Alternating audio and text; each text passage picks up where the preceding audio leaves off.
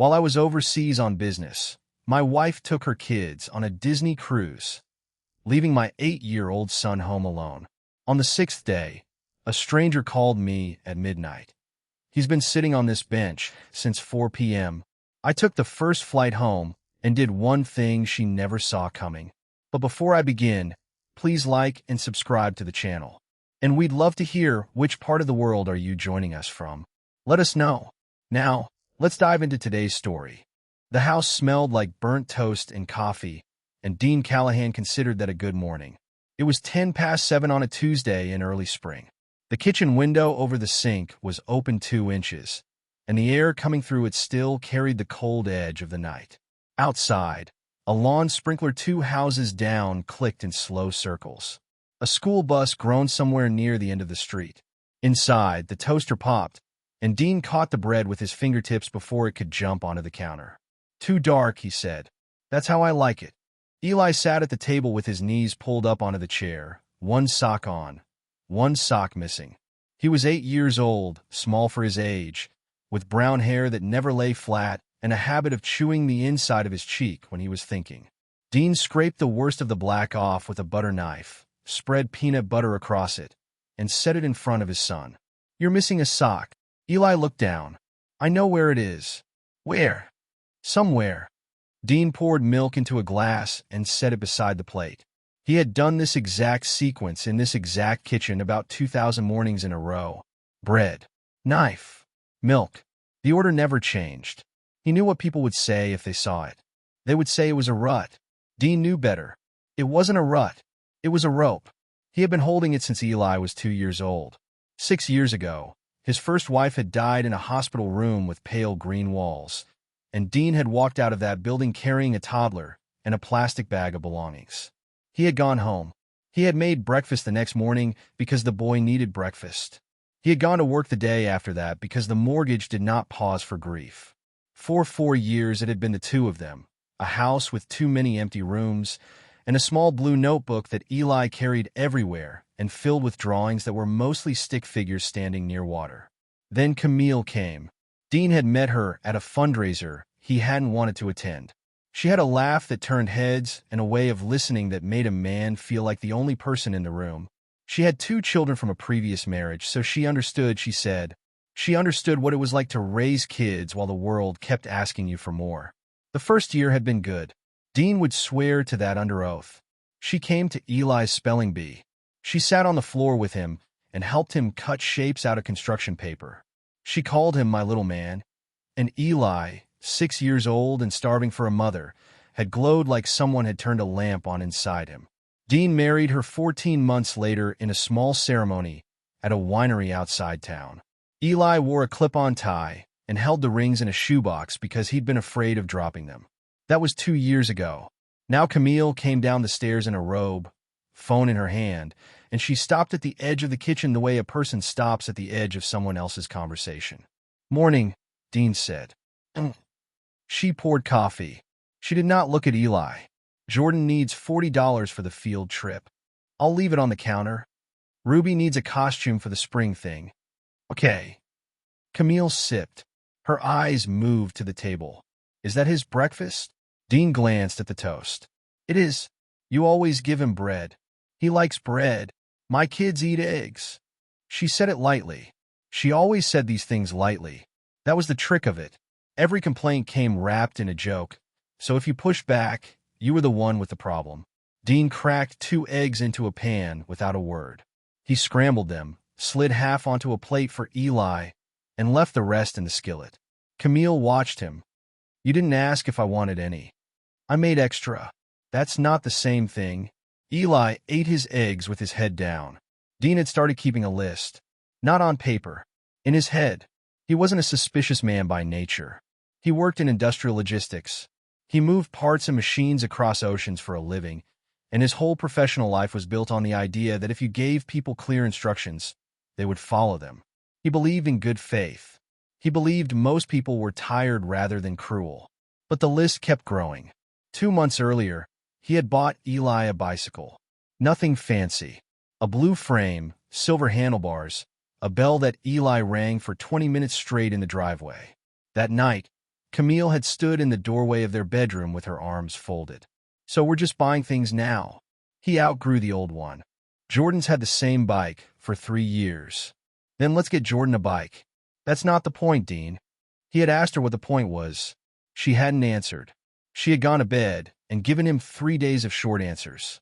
3 weeks after that, Dean took Eli fishing at the reservoir. They caught nothing. They ate gas station sandwiches on the tailgate and watched a heron stand perfectly still in the shallows for almost an hour. It was, in Dean's honest opinion, one of the best days of his life. When he got home, Camille was sitting in the dark living room. 6 hours, she said. It's a lake. It takes time. When was the last time you took Ruby anywhere for 6 hours? Ruby doesn't like fishing. You've never asked her. That one had landed. He had felt it land. So the next weekend he took all 3 kids to the Science Museum, and he bought them all whatever they wanted at the gift shop, and Camille had smiled at him for a week. Dean had thought that was progress. He had thought it was the awkward math of a blended family, and that with enough effort the numbers would balance. In February, Eli got the flu. A bad one. Fever of 103, shivering under 2 blankets, crying because his legs hurt. Dean took 2 days off work. On the second night, he came out of Eli's room at 1 in the morning and found Camille awake in the kitchen. He's still burning up, Dean said. Camille turned a page of her magazine. He's very sensitive. Dean stopped. He has a fever. I'm just saying, Jordan had the flu in November, and you didn't hear a sound out of him. She looked up, and her face was completely calm.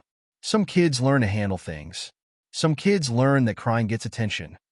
Dean stood there in the dim kitchen with a wet washcloth in his hand, and something cold moved through his chest. He told himself she was tired. He told himself people say stupid things at 1 in the morning. He was wrong. That was the thing he would think about later, over and over, in airports and courthouse hallways, and at 3 in the morning when the house was quiet. He had all the information. He had every single piece. He had watched a woman look at a sick 8-year-old and see a performance instead of a child, and he had chosen to call it exhaustion. Camille wasn't struggling to adjust. She resented Eli. She resented the 4 years before her. She resented the photographs on the hallway wall of a woman who would never age. She resented that Dean's love for his son was already finished, already whole, already built, and that nothing she did could get inside it. And Eli, who had spent 6 months calling her my little man back at her with a shy grin, had slowly stopped talking at dinner. Dean noticed that too. He noticed everything. He just kept giving it the wrong name. That morning in early spring, after Camille went upstairs, Dean crouched down beside his son's chair and tied his one shoe. You good? Eli nodded. You tell me if you weren't. Eli chewed the inside of his cheek. Then he nodded again. Dean tapped the top of his head. Bus in 4 minutes. Go find your sock. Eli ran. Dean listened to his feet on the stairs. He stood in the kitchen with 2 plates in his hands, and for 1 second, a very short second, he considered asking his son a real question. He didn't. He rinsed the plates instead. The trip to Germany came together fast. A supplier in Stuttgart had shut down a production line without warning, and Dean's company had $11 million of contracts hanging off that line. His director called on a Thursday and said the word critical 4 times in 90 seconds. 6 days. Out Monday, back Sunday. Meetings, plant walks, a contract renegotiation that would either save the quarter or bury it. Dean sat on the edge of Eli's bed that Sunday night with the packing half done and the suitcase open on the floor of the hallway. 6 days, he said.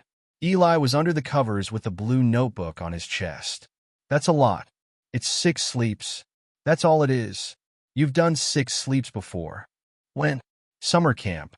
That was 4. Dean laughed. You keep count? Yeah. The room smelled like laundry soap and the faint plastic smell of the glow stars on the ceiling that had stopped glowing 2 years ago. A car passed outside, and its lights slid across the wall and disappeared. I'll call you every night, Dean said. Eli looked up at him. Every night. Every night. Promise. Promise. Eli held out his hand with the pinky sticking up, which was a thing they had done since he was 4, and Dean hooked his own pinky around it and shook once. Okay, Eli said. 6 sleeps. Dean took the notebook off his chest and set it on the nightstand. What's this one? Eli hesitated. It's not finished. Can I see the not finished part? Eli opened it. Two figures stood beside a wide blue shape. One tall, one short. Nothing else on the page. No sun, no trees, no house. Who's that? You know who it is?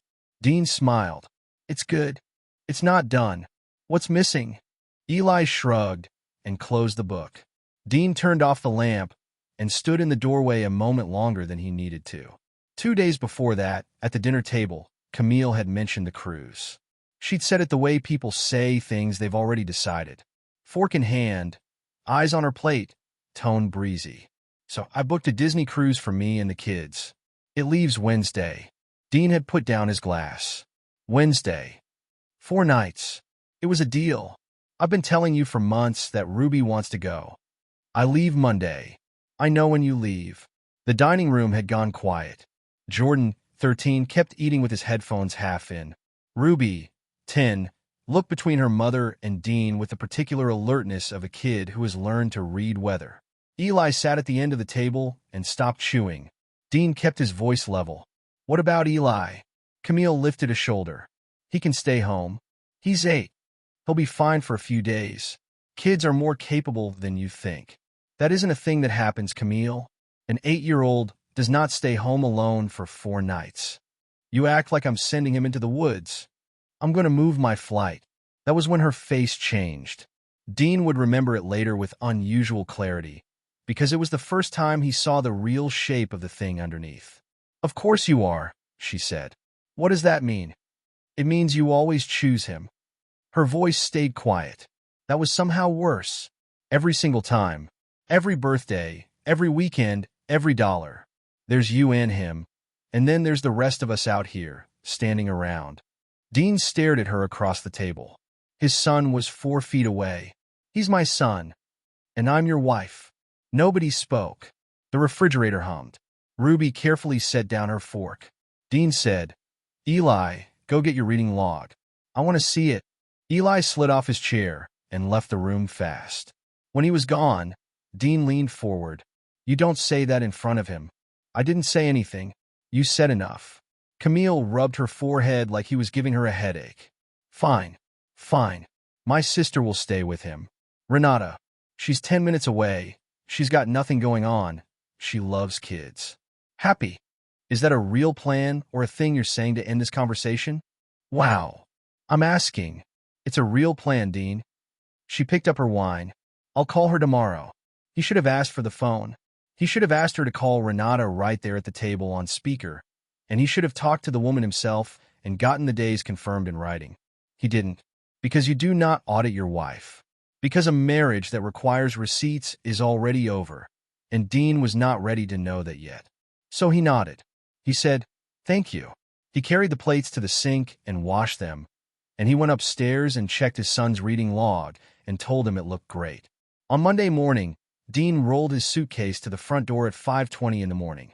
Eli came down the stairs in pajamas with his hair standing up on one side. You didn't have to get up. I wanted to. Dean crouched and hugged him. The boy's arms went around his neck hard.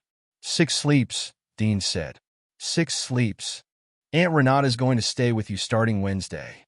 You know her. She's the one with the loud car. Eli smiled a little. The orange one. That's the one. Dean stood up. Every night, buddy. I'll call. Outside, the sky was still black and the driveway was wet. Dean loaded the case into the back of the airport car and looked back once at the house. The porch light was on. His son stood in the doorway in bare feet. Dean lifted his hand. Eli lifted his. Dean trusted his wife. That was his mistake.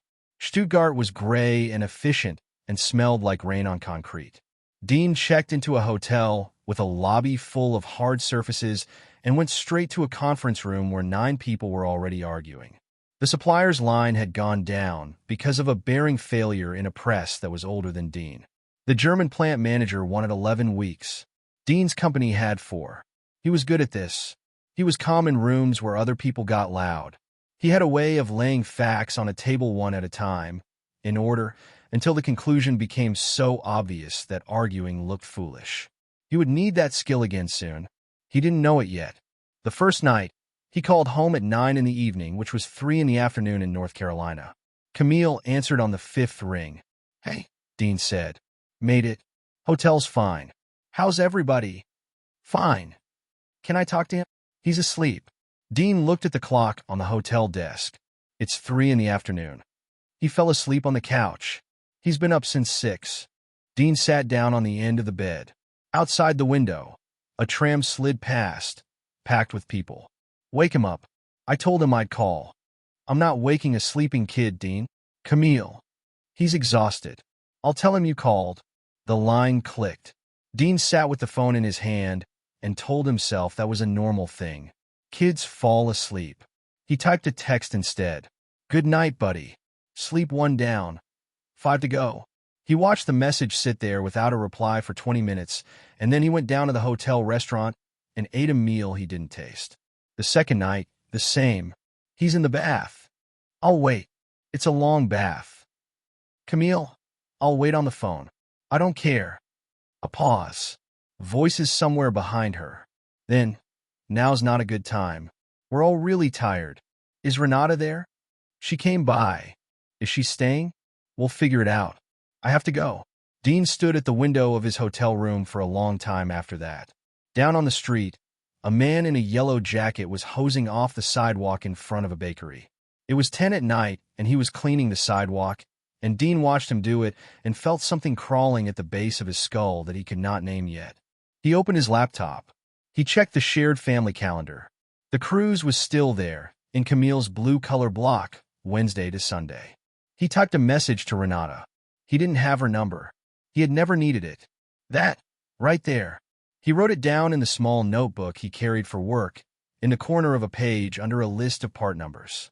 Get ours number. It was the first entry. The third night, Eli answered. "Hello." Dean sat up straight. "Hey, buddy." "Hi, Dad." There was something wrong with his voice. It was too flat. Eli was a boy who answered the phone at a volume that made people hold it away from their ear. "You okay?" "Yeah." Behind him, a television was playing. Not a kid's show. A commercial, loud, some man talking fast about a car dealership. "What are you watching?" "Nothing. It's just on." Dean shifted the phone. "Did you eat?" A pause. "Some cereal." Dean frowned. He checked the time again out of habit. Almost 7 in the evening there. "Cereal for dinner?" Silence. Not a shy silence. A careful one. The silence of a kid deciding what he's allowed to say. "Eli. Buddy. Talk to me." There was a rustle, a scrape. And then Camille's voice filled the line, close and sharp. "He's fine. You're making him nervous. Put him back on. You call every night and interrogate him, and then he's upset for an hour. It's not helpful." "Camille, I have to go." The call ended. Dean lowered the phone slowly. He looked at the wall of his hotel room. Beige. A framed print of a bridge. The heater ticking under the window. He was 6,000 kilometers away. He called back. It rang out. He called again. Voicemail on the second ring, which meant she had pressed the button. He called the house line. Nobody picked up. Dean stood. He walked 3 steps to the window and 3 steps back. Then he sat down at the desk, opened his laptop, and pulled up the security app. They had installed the cameras a year ago after a break-in 2 streets over. One at the front door, one at the back, one in the corner of the living room that Camille had complained about and Dean had kept because the living room was where Eli did his homework. The front door log loaded first. Wednesday, 6:42 a.m. 3 people out. 2 suitcases and a duffel bag. Camille in sunglasses. Ruby dragging a pink case with wheels. Jordan with earbuds in. Nobody back in. Dean scrolled. Wednesday afternoon. Front door opens, 3:51 p.m. Eli. Backpack on both shoulders, alone. Door closes. Thursday morning. 7:26 a.m. Eli out, alone. Thursday afternoon. 3:47 p.m. Eli in, alone. Friday. Same. Dean's hands had gone very still on the keys. He opened the living room camera and pulled the timeline back. There was Eli on Wednesday evening, sitting on the floor in front of the couch with the TV on, eating out of a cereal bowl. Thursday, same spot. Friday, on the couch with a blanket, asleep sitting up, the TV lighting his face blue. No adult. Not once. Not Renata. Not a neighbor. Nobody. Dean sat back in the chair. His pulse was going hard and slow in his throat, and his mouth had gone dry, and there was a sound in his ears like a road far away. For 4 days his son had been in that house by himself. For 4 days Dean had said goodnight to a phone. He looked at the time. It was almost midnight in Germany, 6 in the evening in North Carolina. He picked up his phone and did the only thing that mattered, which was not screaming and not calling Camille and not driving himself insane in a hotel room on another continent. He called Arthur Dawson.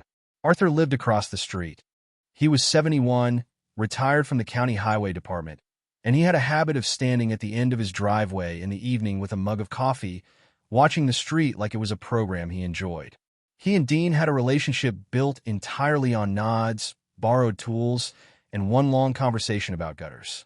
He picked up on the second ring. Dawson. Arthur, it's Dean Callahan. Across the street. I know who you are. You're in Europe. I am. Arthur, I need a favor, and I need it right now. Something changed in the old man's voice immediately. The pleasantness dropped out of it. Go ahead. I think my son is in the house alone. I think he's been alone since Wednesday. Would you go check? There was a pause of about 1 second. Stay on the line, Arthur said. Dean heard a chair scrape. A door. Wind. The specific hollow sound of an old man walking fast in slippers, then stopping, then the sound of him going back for shoes. You want me to knock, or you want me to go in? Knock first. If he doesn't answer, there's a key in the fake rock by the hose spigot. Left side of the porch. Fake rock. Arthur made a small, disapproving noise. Everybody's got a fake rock. Dean almost laughed. It came out wrong. He heard the street. A dog. Arthur's breathing. Then knocking. Eli? It's Mr. Dawson from across the way. Nothing. More knocking. Son? Your daddy's on the phone with me right now. A latch. A door. And then, very small and very close to the microphone, a voice. Is my dad there? Dean closed his eyes. He's right here, Arthur said. Hang on. There was a shuffle, and then Eli was on the line, and his voice was completely different from an hour ago, cracked wide open. Dad, I'm here. Are you coming home? Yes. Dean's voice did not shake. He made sure of that. I'm coming home. Where's Camille? She went on the boat. When? Wednesday, before school. And who's been at the house with you? A long pause. Nobody. Dean pressed his palm flat against the desk. Okay, he said. Okay, buddy. Listen to me. You did nothing wrong. Nothing. You hear me? Okay. Are you hurt? No. Have you been eating? There's some stuff. What stuff? Cereal. And there was a pizza, but I ate it Thursday. And crackers. Dean stared at the beige wall. Mr. Dawson is going to stay with you tonight, and tomorrow he's going to help me sort things out. Is that okay? Yeah. Put him on. And Eli? Yeah. 6 sleeps. This is 5. I'm almost there. Arthur came back on. He walked out onto the porch before he spoke, and when he did his voice was low and hard. Mr. Callahan, that boy's been alone in there. I know. There's 4 dishes in the sink and nothing in that refrigerator but condiments and half a jug of milk that's turned. A breath. I raised 3 girls. I know what a house looks like. Arthur, I'm going to ask you to do something, and you can say no. Ask. Take him to your house. Feed him. Let him sleep on your couch. I'll be home Sunday afternoon, and I need you to write down what you saw. Tonight. Everything. The time, the dishes, the milk. What he said to you. Arthur was quiet for a second. You're building something, he said. Yes. All right. The old man's voice was steady. My wife's making chicken. He'll eat tonight. Dean's throat locked. He got out. Thank you. And then had to stop. Don't thank me, Arthur said. You just get on that plane. The call ended. Dean sat in the chair without moving for a full minute. Then he called Camille. It rang 8 times. He called again. 14 times. He called a 3rd time and she picked up, and behind her he could hear music in a crowd and someone laughing on a loudspeaker. What? She said. Why is Eli alone? A pause. Then bored. I told you. He's fine. You told me your sister was staying with him. Plans changed. Say the rest of that sentence. Don't do the voice, Dean. You left our son alone. For days. 8 years old. In an empty house. Camille's voice sharpened. God, you're dramatic. He's got food, he's got the TV, he knows how to lock a door. He's not a baby, no matter how much you baby him. Did you call Renata? Renata has her own life. Did you call her? Stop acting like I'm some terrible person. There it was. The pivot. The thing she always did. The moment where the subject stopped being what she had done and became how Dean was making her feel about it. 2 weeks earlier, that pivot would have worked. He would have softened. He would have said, "That's not what I'm saying," and the conversation would have quietly become an apology from him. Not tonight. Dean stood up and walked to the window. Down in the street, the sidewalk in front of the bakery was clean and wet and shining under the lamps. When he spoke, his voice was very calm. Come home. I'm on a cruise. Then find a way. Fly out of the next port. I'll pay for it. Absolutely not. Ruby has been looking forward to this since. Camille. He let the silence sit for one beat. Come home. You know what your problem is? Her voice had gone thin and fast. Everything is a court case with you. Everything's evidence. You've never once in 2 years just been on my side. Come home. She hung up. Dean lowered the phone and looked at his own reflection in the dark glass. A man in a wrinkled shirt in a hotel room in a country where he knew nobody. He was not shaking. He noticed that, distantly, the way you notice weather. He had expected to feel rage. He had been waiting for it since he opened that camera log. Instead, there was something colder and much more useful. It was the feeling he got in a bad meeting when the numbers finally stopped lying to him. The feeling of a problem becoming clear. He knew the marriage had changed. He just hadn't understood how badly. Dean sat back down at the desk and opened his laptop again. He didn't close the camera app. He started exporting. Every clip. Every door log. Every timestamp. Wednesday morning to Friday night. One file at a time, saved into a folder he named with the date and nothing else. He downloaded the boarding confirmation from the shared calendar. He screenshotted the text thread with Camille from the past 2 weeks, top to bottom, including the message where she wrote, "My sister will do it, stop." Then he opened his email and wrote to Arthur Dawson and to himself, and he wrote down the time of every phone call he had made in 6 days and what had been said on each one. It took him 3 hours. At 4 in the morning, he finally set the laptop aside, lay down on top of the bed with his shoes still on, and stared at the ceiling of a hotel room in Stuttgart. He did not sleep. He kept hearing it, 2 words, in a small voice, over a bad connection. Some cereal. Saturday was the longest day of Dean's life, and it wasn't close. He finished the contract negotiation at 11 in the morning. He got the 11 weeks down to 5.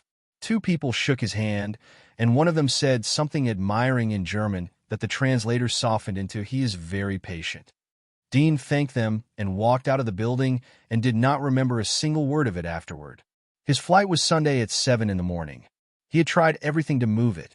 Every seat out of Stuttgart on Saturday was gone, and the connections through Frankfurt and Amsterdam all landed him home later than the one he already had. So he waited. He called Arthur twice. Both times Arthur said the same thing in different words. The boy ate, the boy slept, the boy is fine. At 4 in the afternoon Germany time, Arthur mentioned that he had to run his wife Dolores to a specialist appointment over in Durham. He can ride along, Arthur said. It's an hour each way, but he can bring a book. That's fine. Whatever's easiest. He wants to grab some clothes from your place first. His backpack, that notebook he carries. Sure. Go with him. Course. Dean spent the rest of the day packing, unpacking, checking flight status, and sitting in a hotel bar with a glass of water he didn't drink. He kept looking at his phone. Nothing came. At 12:07 in the morning, Stuttgart time, it rang. Unknown number. He answered before the second ring. Callahan. Mr. Callahan, it's Dawson. Dean was already standing. He didn't remember deciding to. What happened? He's okay.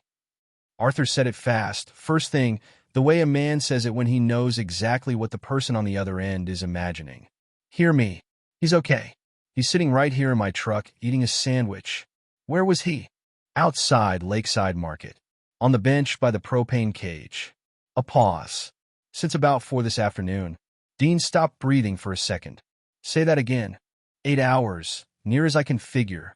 Arthur's voice was rough. We got back from Durham at 11:40. House was dark. He wasn't at ours, he wasn't at yours. I drove the neighborhood twice, and then I thought, where does a kid go? And I remembered him telling Dolores this morning that his dad stops at that store. Dean sat down on the edge of the bed because his legs made the decision for him. Why? I asked him. Arthur exhaled. He said he was waiting for his dad. Dean couldn't speak. The hotel room was silent. The heater ticked. 6,000 kilometers away, an old man sat in a truck in a parking lot with Dean's son beside him. Mr. Callahan? I'm here. He wasn't crying when I found him. That's the part that's sitting bad with me. Arthur's voice dropped. He was just sitting there, backpack on his lap. Real polite when I pulled up. Said, "Hi, Mr. Dawson." Like it was nothing. Like waiting 8 hours on a bench in the dark is a thing a person does. Dean pressed the heel of his hand against his eyes. Did anybody bother him? Store manager checked on him twice. Gave him a juice around 6. She told me she asked if he needed help, and he said his dad was coming. Arthur made a low sound. She should have called somebody. I told her that. Is he hurt? Cold? Hungry? That's it. Dolores has got soup going. He's coming home with us tonight, and he's not leaving my sight until you're standing in front of me. Arthur. Don't. I need to say it. Then say it fast. I've got a boy in my truck. Dean laughed once, and it broke in the middle. Thank you. A beat. Write down what I told you. Times and all. 11:40 when I got back. 12:02 when I found him. Manager's name is Pilar. I'll get her last name tomorrow. Dean was already reaching for his notebook. You've done this before, he said. Once, Arthur said. A long time ago. It didn't go the way it should have. The line crackled. Go on and get some sleep, Mr. Callahan. Dean didn't. He sat on the floor with his back against the bed frame and his laptop open on his knees, and he wrote down every word Arthur had said while it was fresh. Time of call, location, duration, store manager. He wrote until his hands stopped wanting to shake. At 2 in the morning, he called the airline again and got a different woman and a different answer. A seat on a 5:40 a.m. through Munich that got him into Raleigh at 4 in the afternoon instead of 6. He took it. He paid an amount of money he would never tell anyone about. The flight home was 10 hours, and Dean stayed awake for all of it. The bicycle, the fishing trip, the flu. Some kids learn that crying gets attention. The way Eli had stopped asking her for things. All of it, over about 8 months. He hadn't started fighting with her. He had started managing her. An 8-year-old had learned to move through his own house quietly, the way you move through a room where someone is sleeping. And Dean had watched all of it and called it adjustment. He landed at 3:58 p.m. He cleared customs at 4:30. He left the suitcase on the carousel. Actually left it, he would go back for it 2 days later, and walked out through the automatic doors into the wet North Carolina heat with nothing but a laptop bag. Arthur's truck was at the curb. The passenger door opened before the truck fully stopped. Eli came out of it running. He crossed 20 feet of pavement in a straight line, backpack bouncing, one shoelace untied, and Dean dropped the bag and went down on one knee and caught him so hard that they both nearly went over onto the sidewalk. Dean held on. The boy's arms locked around his neck and stayed there. He wasn't crying. He was breathing fast and shallow, in and out, with his face pressed into Dean's shoulder, and his fingers had a fistful of Dean's shirt collar and were not letting go. I'm here, Dean said. I'm here. I've got you. Cars honked.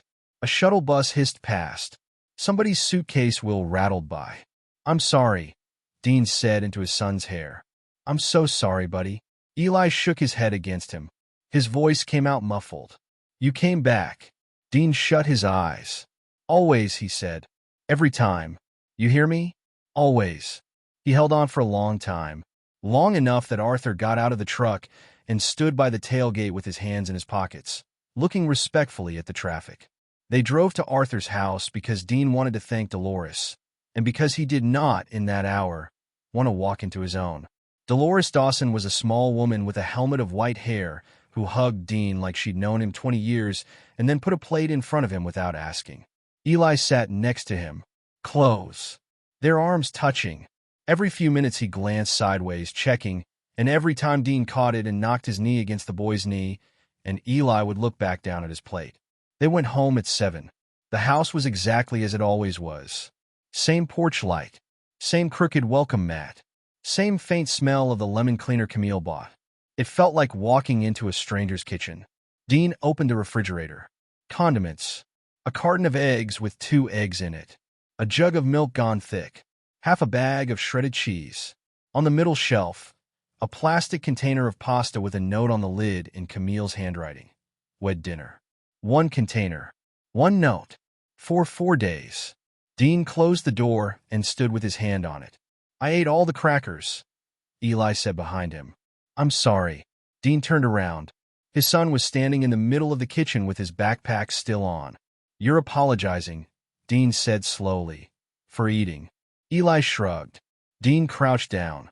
He put his hands on the boy's shoulders and looked straight into his face. Eli, you will never apologize to me for eating. Not one time in your life. Eli's chin moved. Come here. They sat on the living room floor with their backs against the couch, because the couch itself felt wrong somehow. Dean ordered a pizza, and it came, and they ate it out of the box on the carpet like a couple of college kids, and slowly, in pieces between bites, his son told him what 6 days had been. Dean did not interrupt. That was the hardest thing he had ever done, and he did it. He kept his face still and his voice easy, and he asked short, open questions, and then he shut up and let the boy talk. Wednesday morning, Camille had woken Eli at 6. She told him she'd left him food, and that he should be good. Did she say when she'd be back? Sunday. Did she tell you to call me if you needed anything? Eli picked at the crust. She said not to call you. Dean kept his voice level. Did she say why? She said Daddy's working. She said if I called you a lot you'd get in trouble at your job, and then we wouldn't have money. He said it flatly, like a rule he had memorized. She said don't be the reason something bad happens. Dean looked at the wall for a second. That's not true, he said. Any of it. You call me. Any hour. Any day. If I'm in a meeting with the President of the United States, you call me and I will walk out of the room. Eli almost smiled. The President. I would walk right out. The first 2 days hadn't been so bad, Eli said. It was almost like a game. He made himself cereal. He watched whatever he wanted. He stayed up late Wednesday and felt like he was getting away with something. Thursday, the pizza in the freezer. He'd used the microwave because he wasn't allowed to use the oven. It came out soggy in the middle, and he ate it anyway. Friday, the school called the house. How do you know? The phone did the thing. In the kitchen. It said the school on the screen. Eli looked at his hands. It rang like 4 times. Did you answer it? No. Why not? A pause. A long one. Because if I said I was alone, they'd come get me. Eli's voice got smaller. And then I wouldn't be here when you came home. Dean set down his slice. He had absorbed a lot in 72 hours. He had watched security footage of his son eating cereal off the floor of an empty living room. He had heard an old man describe a boy on a bench in the dark. This was worse, because it wasn't neglect. It was a plan. A child had done math about his own life and concluded that the safest place, the place with the best odds, was an empty house with the doors locked, waiting. Nobody was going to take you, Dean said. I didn't know that. You do now. Eli nodded, but Dean could see he was filing it away as something Dad said rather than something true. Friday night was when it got bad, Eli said. There was a storm. The power flickered twice and then went out for about 20 minutes. And he sat on the floor of the hallway between the bathroom and his bedroom because it was the only spot in the house with no windows. Saturday, he'd gone with the Dawsons in the morning to get his stuff. He told Dolores that Dad usually got home around 4 and sometimes stopped at Lakeside Market for milk. So I thought if I go there, I'd see you when you drove up. You knew I wasn't home till Sunday. I know. Eli's face did something complicated. I just thought maybe. He'd walked 9/10 of a mile past the church, along the shoulder of Hillard Road where there's no sidewalk. He'd sat on the green metal bench outside the market next to the propane cage, with his backpack on his lap, and he'd watched the parking lot. Every silver car, he'd looked up. 4 in the afternoon. 5. 6, when the manager gave him a juice. 7, when the streetlights came on. 9. 10. 11. Midnight, when Arthur Dawson's truck pulled in. Weren't you scared? Dean asked. Eli thought about it seriously, the way he thought about everything. A little at the end, Dean's jaw tightened. He made himself breathe. Buddy, why didn't you just wait at the Dawsons? Eli looked at the pizza box. Because, he said, if you came and I wasn't there, you might think I left. Dean sat very still. And, Eli added so quietly that Dean had to lean in, she told me she didn't want me here anymore. Everything in the room seemed to stop. Dean turned his head. She said that. Eli nodded. When? Tuesday. When I asked if I was going on the boat too. What exactly did she say? Eli's mouth pulled sideways. He was 8, and he was trying to be accurate, and it was costing him. She said, this was never supposed to be my house. She said she didn't want me here anymore. He swallowed. And she said when you came home, maybe you'd send me away, to live somewhere else, because it would be easier. Dean reached over and pulled his son against his chest. He held him there with one hand on the back of his head and looked over the top of it at the far wall of the living room, at the framed photo of the three of them at the winery, Eli in his clip-on tie holding a shoebox. Something in Dean went very quiet and very hard, and it never fully softened again. Listen to me, he said. Are you listening? Yeah. You are not going anywhere. Not to a home, not to a relative, not to a room in somebody else's house. Not ever. There is no version of this where you leave.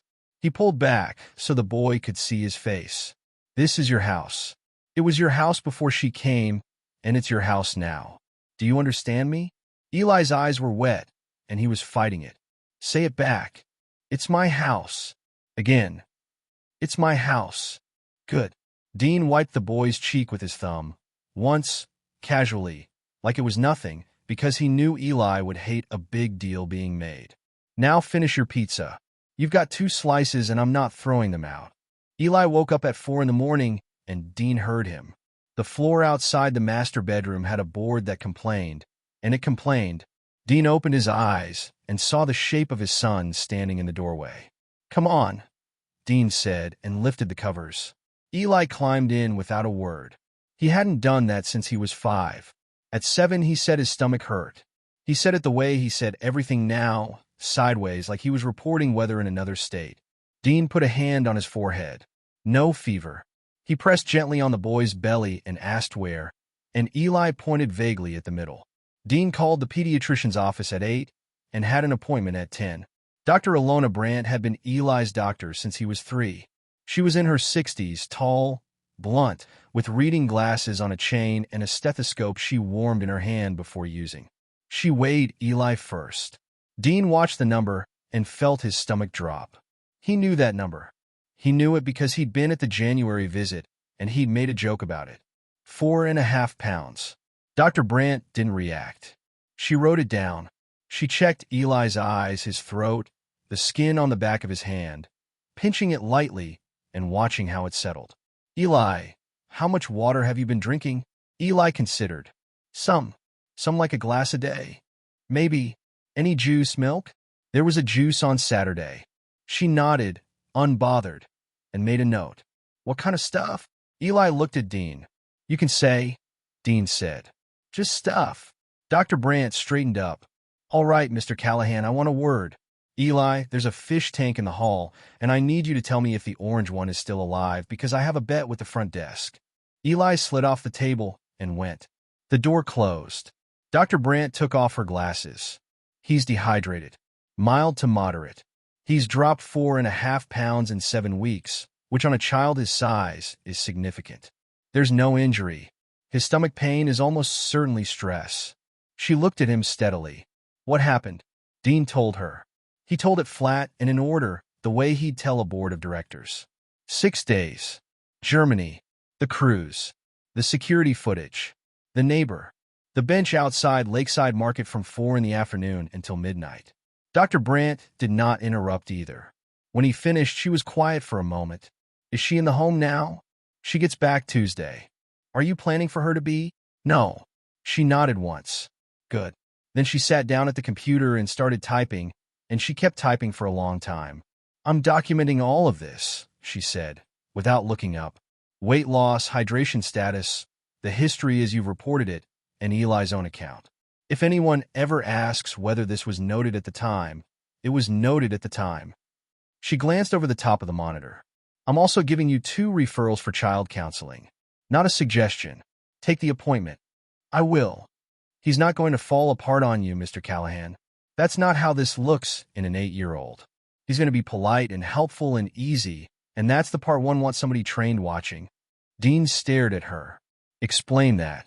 A child who has learned that his place in a home is conditional gets very, very good, she said.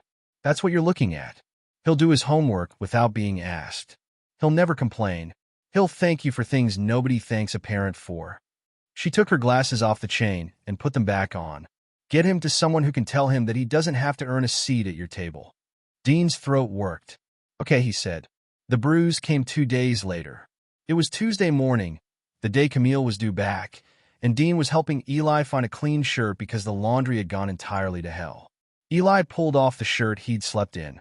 There, on the outside of his upper left arm, was a ring of yellow-green with 2 darker marks in it. Old. Fading. Maybe a week or 10 days out. Dean's hand stopped. Buddy. Eli immediately put his other hand over it. That was the part Dean would remember. The speed of it, the automatic, practiced way he covered it up. It's nothing. Can I see? It doesn't hurt. I didn't ask if it hurt. Eli didn't move his hand. Dean sat down on the edge of the bed, so he was lower than his son, and waited. He was good at waiting. He made a career out of it. 30 seconds passed. A truck went by outside. Am I going to get in trouble? Eli asked. No. Is she? Dean didn't lie to him. He'd promised himself that on the plane. Maybe. Eli's hand came down. It was Wednesday. Before she left. He said it fast, wanting it over with. I was going to call you before school. She said no. I said I just wanted to say bye. And I picked up the phone off the counter, and she grabbed my arm. Dean looked at the marks. 4 fingers and a thumb. On a child's arm. She squeezed really hard, Eli said. And she took the phone. And then she said sorry. She apologized? She said, sorry, but you have to listen. Dean nodded slowly. Did she ever grab you before that? Eli looked at the carpet. Twice. Dean was aware of his own heartbeat. He was aware, most of all, of a decision arriving, complete, like something that had already been made somewhere else and was only now being delivered to him. There was a version of this where he waited at that house with the door unlocked for a woman to walk in on Tuesday afternoon with a shopping bag full of souvenirs. And he said everything he'd thought of on the plane, and he said it loud, and it felt tremendous for about 90 seconds. And then it was his word against hers. And then he was a man who yelled, and she was a woman who was frightened, and every fact he had would have to be dragged uphill through that story for the next 2 years. No, he was not going to give her that. Dean stood up. Get your shoes. They were in Dr. Brandt's office by 11. She photographed it with a ruler beside it for scale. She measured it. She documented the pattern, the coloration, the estimated age of the injury, and Eli's account in his own words, which she wrote down while he said them and then read back to him to confirm. Then she came out to the waiting room and sat down next to Dean. I'm required to report this, she said. I want you to know that before I do it, not after. Report it. She blinked. Most parents argue. I'm not most parents. She studied him. You understand that once it's reported, you don't control it. They'll interview him. They may interview you as well, and not gently. They'll look at your home, your work travel, your judgment in leaving him. Her voice was even. Some of this is going to land on you, Mr. Callahan. Fairly or not. Dean thought about it for exactly as long as it deserved. Then it lands on me, he said. Make the call. The next 8 days were a procession of strangers. A caseworker named Yvette Okonkwo came to the house on Thursday. She was thorough and unhurried and asked to see the kitchen, which Dean had by then filled so thoroughly that the pantry door didn't close right. She interviewed Eli alone for 50 minutes in the living room while Dean sat in the garage with the door up, staring at the driveway, hands flat on his knees. She spoke to Dr. Brandt. She spoke to the school counselor, a young man named Terrence Boyle, who pulled attendance records and produced something Dean hadn't known existed. A note from the front office, dated Friday, logging 2 unanswered calls to the home number about a missed lunch payment and Eli falling asleep in class. She spoke to Arthur Dawson, who had, as promised, written it all down on lined paper in careful block capitals, including the name of the store manager, Pilar Restrepo, and the time she'd given a boy a juice. She looked at the security footage. She looked at the text messages. She looked at the boarding manifest and the cruise line confirmation showing 3 passengers, and at the 4th name that was not on it. And through all of it, Eli's story never changed. Not the order, not the details, not the wording of what Camille had said to him. Dean noticed that Yvette asked him about the arm 3 separate times, on 3 separate days from 3 different directions. 3 times the same answer. That matters, she told Dean at the end of the second visit, standing on the porch with her bag over her shoulder. Coach kids get better at the story. Honest kids get bored of it. He's bored of it. Dean walked her to her car. Can I ask you something, he said. Off the record. There's no such thing, but go ahead. Am I going to lose him? Yvette looked at him for a moment over the roof of her car. Mr. Callahan, she said. You got on a plane, called a neighbor, took him to a doctor twice, and reported it yourself. In this job, that is not the common version of this phone call. She opened the door. Keep doing exactly what you're doing, and get a lawyer because she's going to get one. He already had. Rena Vasquez had an office above a dry cleaner and a caseload that would have crushed a lesser person. She was 51, wore reading glasses pushed up in her hair, and had a legal pad in front of her covered in handwriting Dean couldn't read. He gave her everything in a single folder, organized by date, with an index page on top. She read it for 11 minutes without speaking. Then she looked up. Who told you to do this? Do what? This. She tapped the folder. The timeline. The exports. The neighbor's written statement with times. The pediatrician. Most people come in here with a story and a phone full of screenshots and a lot of feelings. I move freight for a living, Dean said. When something goes wrong, you don't argue about it. You build the file. Rena sat back. All right, she said. Then let me tell you what happens next, and I need you to hear the whole thing, including the parts you won't like. She held up a finger. 1. She's going to come home Tuesday, and there will be a scene. You will not participate in it. You do not raise your voice. You do not block a doorway. You do not take her phone. You do not touch her arm to move her out of the way. Nothing. If she screams, you let her scream. Second finger. 2. Eli is not in that house when she walks in. Where can he go? My sister's. Nicole. She's 40 minutes out, near Wake Forest. Good. Today. Third finger. 3. The house. You bought it 8 years ago, before the marriage, with money from before the marriage. That's a strong position. It is not an automatic one. She has lived there 2 years, and there's a marital component to sort out, and the divorce will handle it. What that means for right now is that you do not get to change the locks tonight like a movie. You follow the process. Slower, but it holds up. Understood. 4. She took off her glasses. Do you want her punished? Or do you want your son safe? Because those are 2 different cases, and they cost different amounts of your life. Dean answered without hesitating. Safe. You sure? Because the punishment version is more satisfying, and it never ends. I'm sure. Rena wrote 1 line on the pad. Good, she said. Then we don't chase her.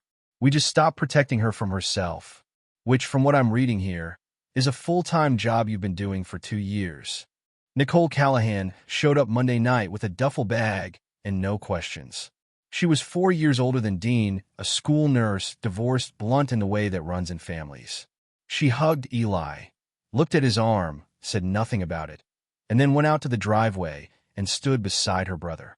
You're not going to yell at her, Nicole said. No. You want to? Every hour. Nicole nodded at the house. You know what I keep thinking? That kid walked to a grocery store. She folded her arms. 9 years old, 8. 8. She was quiet a second. Whatever happens in a courtroom, Dean, he's going to remember what you did in the next 30 days. Not the paperwork. Your face. Your voice. Whether the house felt like a war. Dean looked at the porch light. Then it won't feel like a war, he said. Camille came home on Tuesday at 4:15 in the afternoon. Dean heard the car in the driveway. He heard doors, the trunk, Ruby's voice, Jordan complaining about something. He heard the front door open and a shopping bag rustle and the specific 2-note sigh Camille made when she set things down. "We're back," she called.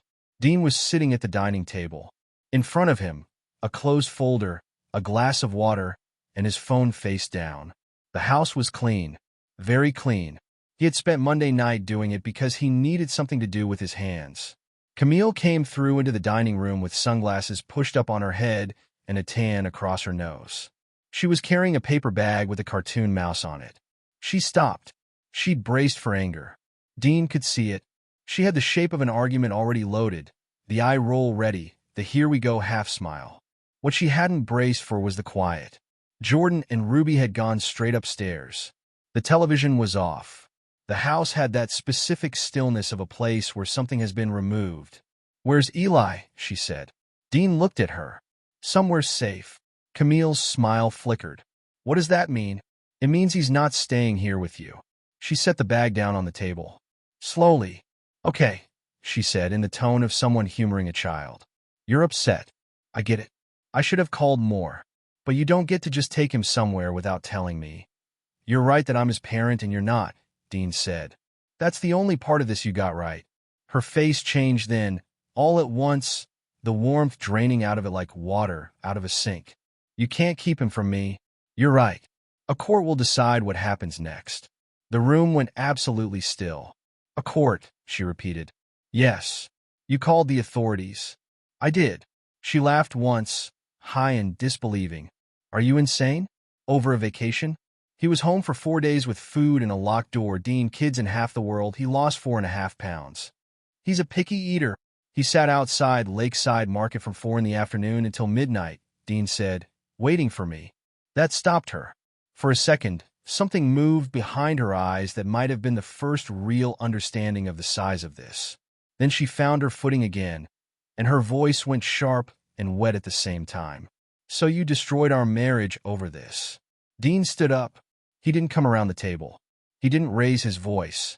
He stood there with his hands at his sides and looked at his wife across 4 feet of polished wood. "No," he said. "Then what would you call it? You destroyed our marriage when you hurt my son." Camille did not leave that night. She stood in the middle of the dining room with her arms crossed and said the words Dean had known were coming since the plane. "This is my home." Dean had prepared for this the way he prepared for a plant walk. He knew the layout of the argument before it started. "It's the house I bought 8 years ago," he said. "Before you. With money from before you. I've lived here 2 years. I painted that wall. I planted every single thing in that front bed." "You did. So don't stand there and tell me it isn't mine." "I'm not telling you that." Dean picked up the folder and took out a single stapled document. He set it on the table and slid it across, and then he stepped back so she could take it without having to come near him. "That's from my attorney. It explains the process, the timeline you have, and what happens with the property in the divorce. The house question gets decided by the court. Not by me, and not by you, and not tonight." Camille didn't touch it. "You had this ready." "I did. You had this ready while I was on a boat with my children." "Yes." She looked at him and, for a second, seemed genuinely at a loss. "You'll regret this," she said. Dean thought about a boy on a green bench, checking every silver car. "I've regretted trusting you," he said. "That's all the regret I've got left."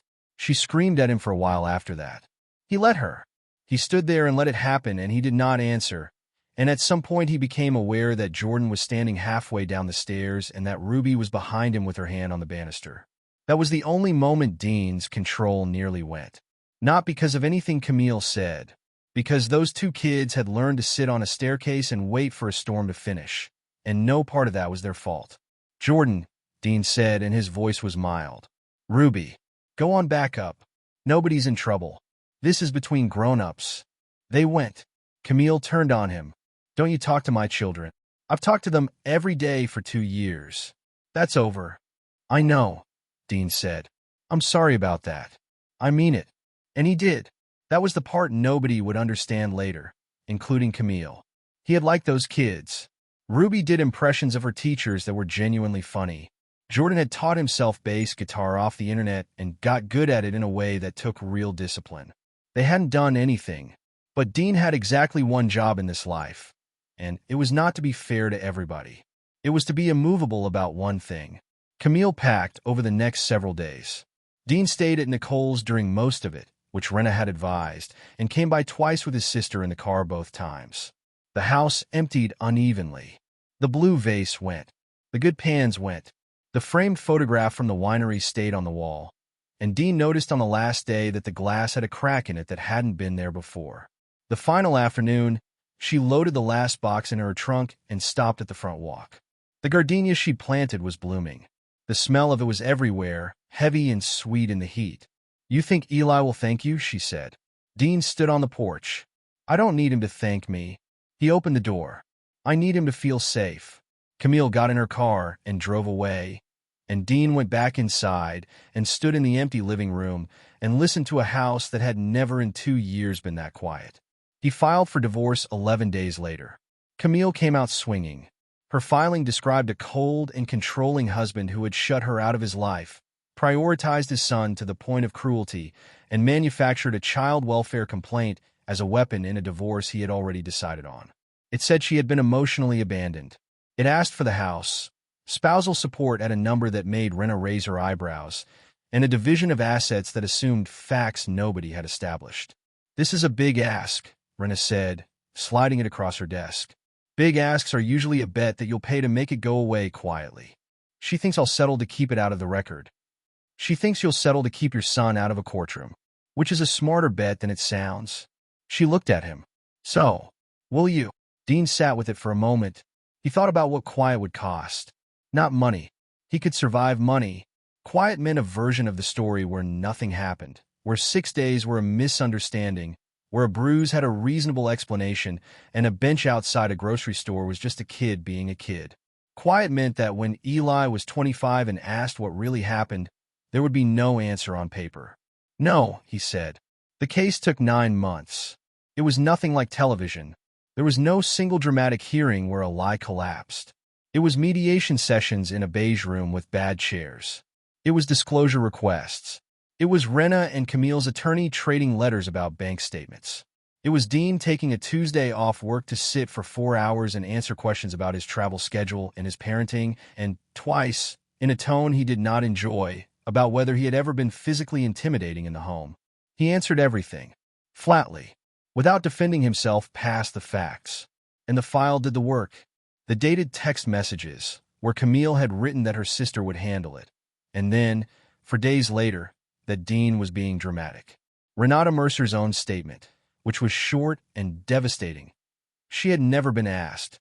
The school records, the unanswered calls, Dr. Brandt's notes, with weights and dates and photographs with a ruler beside them, Arthur Dawson's block capital handwriting, and Pilar Restrepo confirming the juice and the hour.